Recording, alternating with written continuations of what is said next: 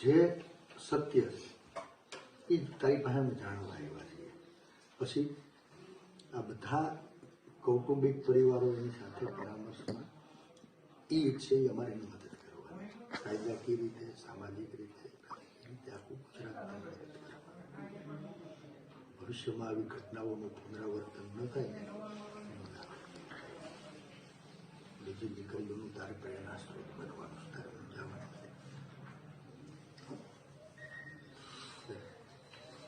તને અહીંથી લઈ ગયા નથી, બહાર આવી ત્યાં સુધી શું થયું નહીં મારે ખાલી સાચું ખાવું. તારો ભાઈ બેઠો. અહીંયાથી પહેલાં અમને રાત્રે 12 વાગે લેવા આવ્યા. 3 જેન્ટ્સ પોલીસ અને 2 લેડીઝ પોલીસ હતી. જગાડીને એવું કીધું કે તમારે પોલીસ સ્ટેશન આવવાનું છે. એટલે અમને થોડીક વાર બીક લાગી કે શું હશે ને હું નહીં. તો મને એવું પૂછ્યું કે તારો મોબાઈલ ક્યાં છે. હું અંદરથી લઈ આવી અને મોબાઈલ આપી દીધો. પછી પપ્પા મારી જોડે જ હતા. અમને અહીંયાથી લઈ ગયા ડાયરેક્ટ પોલીસ સ્ટેશન. પછી ત્યાં એક સરે મારું નિવેદન લીધું, પપ્પાને હારે ન આવતું. પછી નિવેદન લીધા પછી એવું કીધું કે તમે અહીંયા બેસો, હજુ એક નિવેદન લેવાનું છે સવારે, પછી તમને છોડી દઈશું એમ. તો આખી રાત અમે બેઠા, પપ્પા મારી રાહે બેઠા. બીજા દિવસે 5 વાગ્યા સુધી નિવેદન લીધા, બધું લીધું. પછી 5 વાગે મેં રિક્વેસ્ટ કરી કે મને એકવાર મારા પપ્પાને વાત કરવા દો એમ.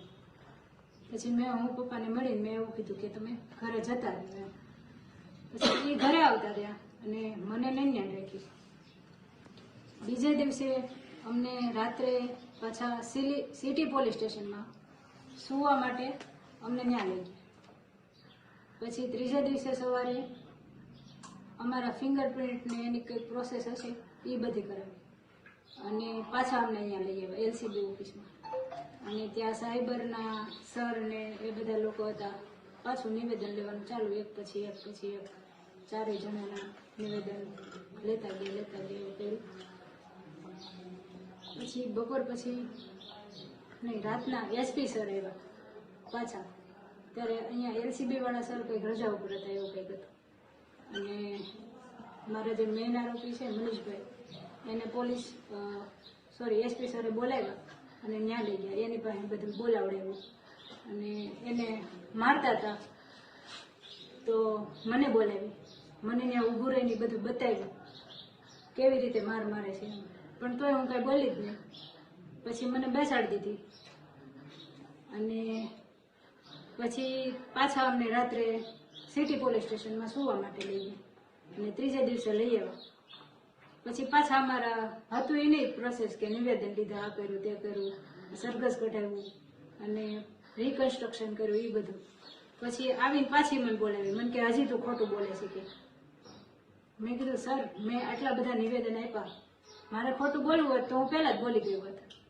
તો પછી મને બેહાડી નીચે અને પગ લાંબા કરાવીને પગના તળિયામાં પેલો બેલ્ટ આવે ને એનાથી પટ્ટેથી માર્યા. કોણ કોણ ત્યાં હાજર હતું? ત્યાં 2 લેડીઝ હતી, એક પરમાર કરીને છે, પીએસ છે કે પીઆઈ છે મને ખ્યાલ નથી.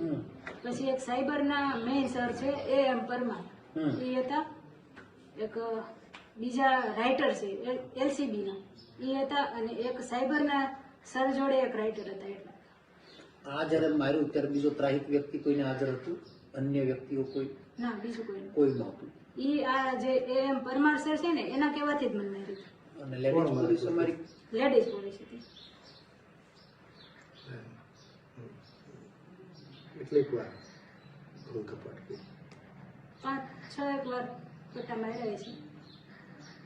પછી તોય છેક સુધી મારું નિવેદન તો એનું જ હતું. અને પછી અમને એવું કીધું કે જજ સાહેબના બંગલે લઈ ગયા અને ત્યાં કંઈક પ્રોસેસ કરવાની હતી. પછી પાછા લઈ ગયા. પછી કાંઈ નહીં, જજ તો એ જ તે કે સિટી પોલીસ સ્ટેશન મૂકી આવ્યા, સવારે લઈ ગયા અને બીજા દિવસે પછી કોર્ટ હતી. બપોર પછી કોર્ટે લઈ ગયા ને ત્યાંથી ડાયરેક્ટ જેલ.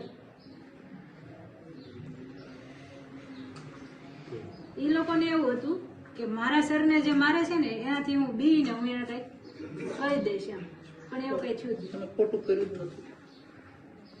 અને લેટર તમને ઓરિજિનલ આપ્યો એવું તમારું કહેવાનું છે, હા સાઈન એ ઓરિજિનલ, હા સાહેબ અને તમે ખાલી ટાઈપ કરી હા, દીધું, તમને સીંધ્યું તમે કરી દીધું, હા તમારું એટલું જ કહેવાનું. હા લેટર તમારા કોમ્પ્યુટરમાં નથી બન્યું, નહીં કોરેકોરો લેટર હા આવ્યો, સાઈન ઓરિજિનલ વાળો લેટર ઓરિજિનલ લેટર આવ્યો. સાઈન અને સિક્કાવાનું.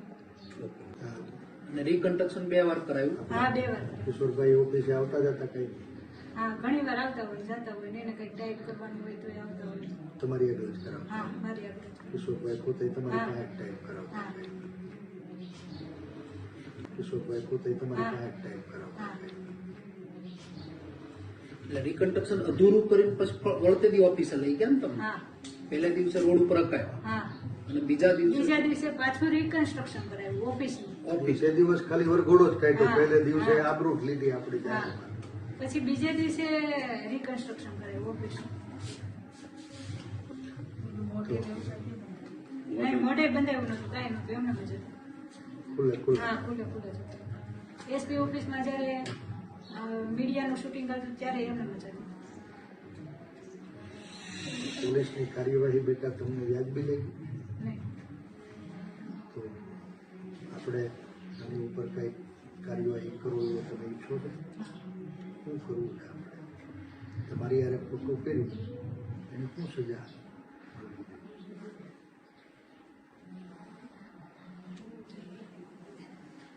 જેમની ઈચ્છા હોય ગણતી, તો કાંઈ વાંધો હા. નહીં. એમાં સહી જેવી કાયદા